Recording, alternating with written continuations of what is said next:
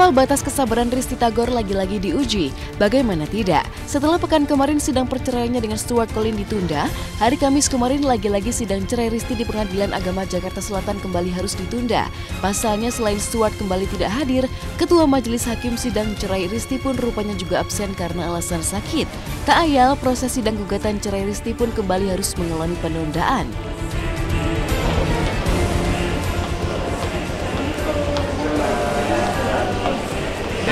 Alhamdulillah. Siap, Rizky.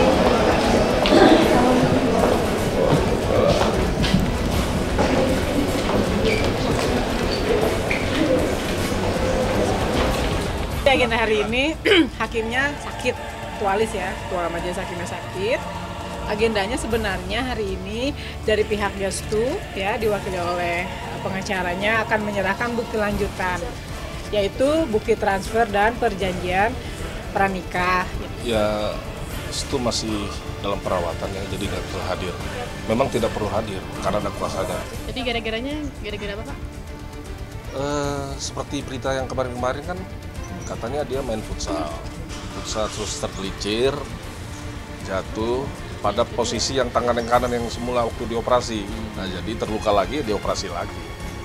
Saya cuma bingung aja, agak beda beritanya. Dibilangnya jatuh dari motor, ternyata futsal atau apa. Jadi ya pokoknya apapun itu saya cuma bilang semoga Stu cepat sembuh aja. Mengalami 2 kali penundaan sidang dan terlibat perbincangan panas dengan pengacara Stuart, ketika keluar ruangan sidang tak pelak mencuatkan sebuah tanya.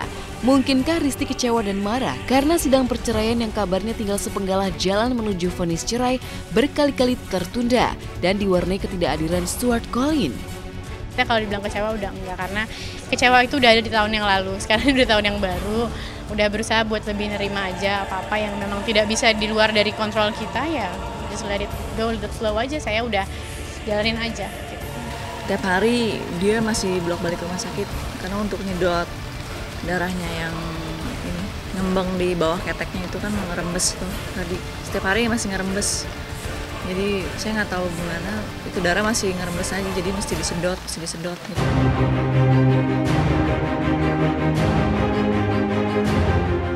Namun jika hingga kini Stuart tak kunjung muncul di hadapan publik untuk membuktikan sakit yang dideritanya dan hanya menggambarkan kondisi sakitnya lewat kakak dan sang pengacara saja, tak pelak teka-teki baru pun menjulang.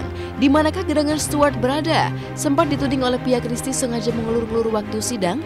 Mungkinkah Stuart ingin mempersulit proses sidang perceraian? Butuh waktu untuk membuktikannya. Yang pasti Risty kekeh mengajukan syaratnya agar Stuart meminta maaf di hadapan publik jika Stuart benar-benar ingin melihat bayi Arkana sang buah hati.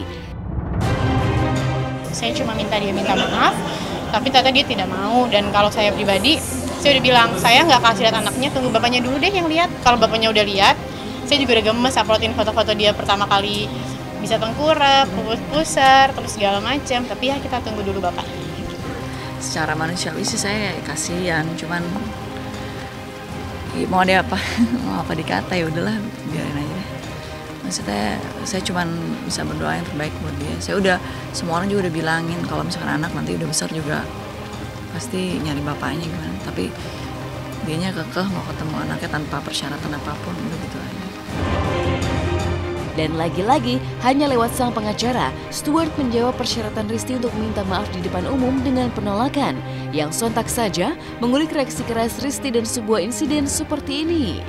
Itu boleh minta maaf ya, tapi maksud nggak perlulah harus dipublikasikan. Kalau minta maaf ya kok ayo di keluarga saja bicara baik-baik. Kan apa salahnya? Kenapa mesti diumbar-umbar? Berarti ada sesuatu pertanyaan di benaknya sih. Pertanyaannya itu adalah saya punya bukti bahwa Stu mengatakan kalau dia tidak pernah apa Mbak? Dia bilang apa? Minta Stu. Oh, dia tidak pernah bilang kalau saya sama ibu saya minta apa-apa. Tapi kan Pak Ferry kan ngomong, Bapak Ferry bilang kan kata klien saya. Sementara saya punya buktinya kalau dia bilang klien saya, pengacara saya tuh saya ngomong A, pengacara saya ngomong B. Makanya saya cuma bilang kalau selama ini Bapak Ferry Erikson di depan kamera. Stu ngomong gitu, gue dengar. Itu ada buktinya semua gitu. Karena dari pihak kami merasakan Stu selalu berubah antara A dan B, kami jadi harus menyiapkan sesuatu supaya kita tahu ini mana yang benar. Jadi yang selama ini memfitnah dan menghujat ini Bapak pengacara atau Stuart? Terkoyak sudah cintaku untuk bersama. Kini Risti seolah tak sabar menanti tanggal 3 Maret 2016 di mana sidang gugatan cerainya kembali digelar setelah mengalami 2 kali penundaan.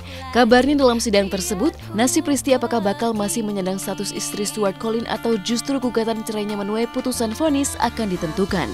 Akankah di bulan Maret nanti keinginan Risti untuk penyandang status baru sebagai janda akan terwujud? Hanya waktu yang akan menjawabnya. Tanggal 3 Maret insya Allah, karena tadi kan ketua majelis sakit, jadi diundur jadi tanggal 3 Maret. Ya udah, sampai ketemu insya Allah kalau saya juga sehat ke kondisinya. Jadi sekarang saya harus bisa move on, saya berharap Stu juga begitu, harus fokus sama hal yang dia harus fokuskan sebagai laki-laki, saya juga fokuskan sebagai ibu pada anak-anak saya. Ayo dipercepat supaya tidak jadinya nggak terlalu ribet gitu loh. Udah cuma sesimpel itu aja sih saya mau. Selesaikan dongeng ini, ku kan pergi.